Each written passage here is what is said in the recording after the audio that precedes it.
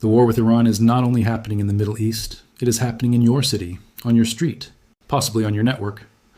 And the people fighting it are not soldiers in uniform. You would never recognize them if you passed them, because that is exactly the point. While the world has been watching the missiles, the airstrikes, and the A-10s flying low over Iranian cities, Iran has been quietly activating something it spent decades building inside the borders of the United States, Europe, and every Western country. Shortly after the killing of Supreme Leader Khamenei on February 28th, an encrypted transmission was intercepted. It had originated in Iran. It was relayed across multiple countries, not as a military signal, but as an operational trigger for sleeper assets outside the country. The U.S. has intercepted encrypted communications that may serve as a trigger. The alert cites preliminary signals analysis of a transmission likely of Iranian origin. While the exact contents cannot be determined, the sudden appearance of a new station warrants heightened situational awareness. A word, a signal, a frequency. Broadcast into the dark, and somewhere in the darkness, someone was listening. Stay with me for the story of what Iran built inside America. Let us go back to 1979. To understand what Iran built, you must understand how long it has been building it. Ayatollah Khamenei understood that military power alone is not enough. You need people already inside those borders, people who live and work there, people who blend in, raise families, get jobs, and become invisible. The IRGC's Quds Force began building these networks in the early 1980s. They cultivated relationships with expatriates and worked through Hezbollah to embed operational cells in cities across North America and Europe. By the late 1990s, Hezbollah had documented networks in New York, Houston, Los Angeles, Boston, Portland, Louisville, and Washington State. These were cells with surveillance capabilities and weapons caches. Operatives were placed in unremarkable jobs and told to wait for the signal.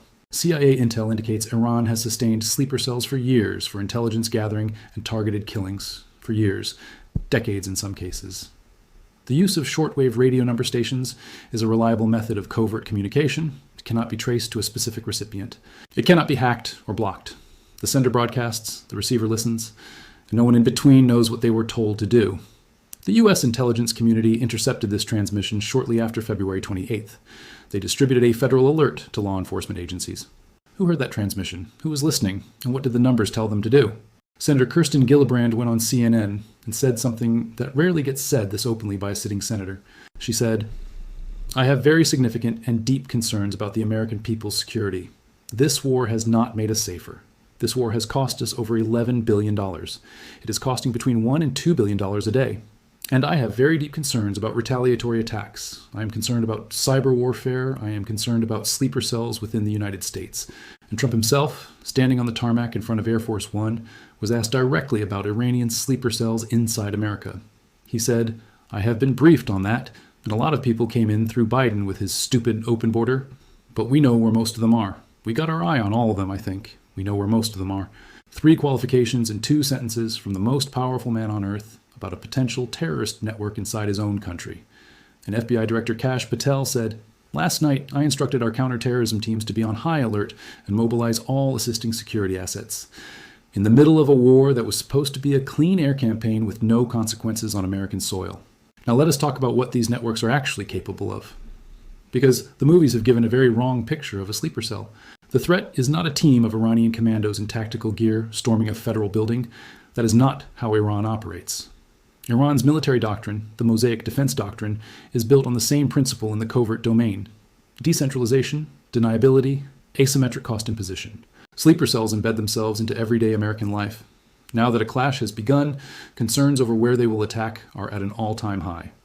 The United States operates over 330 military installations across the homeland, putting every part of the country in play. But experts stress military bases are not the first targets. New York and Washington, D.C. are hard targets with strong anti-terror programs. They know they cannot achieve tactical military success.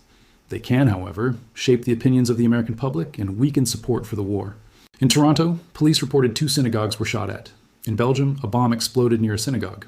The pattern was immediately flagged.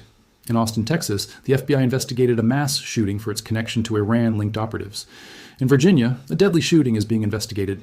Not one organized attack, many small actions, each one deniable.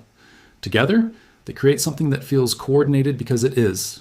Iran increasingly turns to drug cartel members, organized crime figures, and biker gangs as proxies for operations its own agents cannot conduct.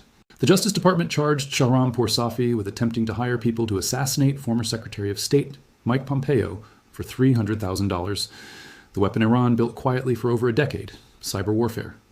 It can reach American hospitals and power grids without anyone leaving Iranian soil. 2 weeks into the war, key leadership of the IRGC have been struck, and yet proxies and hacktivists continue to mount campaigns. Shutting down a hospital kills people without firing a single missile. It creates panic. It makes the public feel the war. On March 12th, a top expert warned that Iran could launch drone strikes against California at any time, with significant air defense gaps. The psychological effect is significant. The missile costs $20,000, the drone costs $30 in a news cycle, and the news cycle achieves everything. Ruel Mark Gerecht argues organized sleeper cells might be dated, while others say they are tools for deterrence and psychological warfare. The war is 17 days old. The sleeper cells have been waiting for 47 years. Stay with us. The war is 17 days old. The sleeper cells have been waiting for 47 years. And now we need to talk about what happens next. Because the first part of this story was about what Iran built. This part is about what Iran is doing with it right now, today, tonight, on streets and in cities, in places that have nothing to do with missiles or airstrikes or underground bunkers in the mountains of Zagros. This part is about the war that is coming home. Let us start with a fatwa, because before the first attack happened inside the United States, before the first shooting, before the first bombing, a religious decree was issued that changed the legal and theological obligation of every Iranian-linked operative and sympathizer on the planet. On March 1st, 2026, just 24 hours after Supreme Leader Ali Khamenei was killed, Grand Ayatollah Nasser Makarim Shirazi issued a fatwa, and what this fatwa said was not ambiguous. It declared that all Muslims were obligated to avenge the blood of the martyr. It identified the United States and Israel as the main perpetrators of the crime, and it declared a holy war, jihad, declared from Tehran, distributed across Telegram channels and encrypted apps to hundreds of thousands of followers across Europe, North America, and the Middle East. This fatwa did not tell a sleeper cell where to strike. It did not give coordinates or targets or timing. It did not need to. It told every person who received it that the time for waiting was over, that their religious obligation had been invoked. And within hours of that fatwa, the first attacks began. Early Sunday morning, March 1st, Austin, Texas.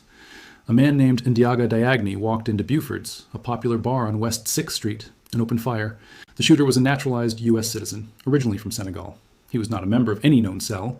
Iran does not need to give the order. It creates the conditions, and then it waits for someone to act. Hours before the Austin shooting, while it was still dark in Ontario, Canada, a boxing gym in Richmond Hill owned by Salar Gholami was struck. Gholami, an Iranian-Canadian dissident, believed the attack was intimidation directed at critics of the Islamic Republic. The cities with the highest documented risk, according to the FBI, include New York City, Detroit, Dearborn, Houston, and Los Angeles. The calculus has changed. The supreme leader is dead. A regime with nothing left to lose is not making the same calculation. The Texas power grid has been detected with Iranian-linked cyber activity mapping exactly how the grid responds. The army has no head because the army is the network. The war with Iran is not only happening in the Middle East. It was always going to come here. Stay with us, because this war is not over, and the part closest to home has barely begun.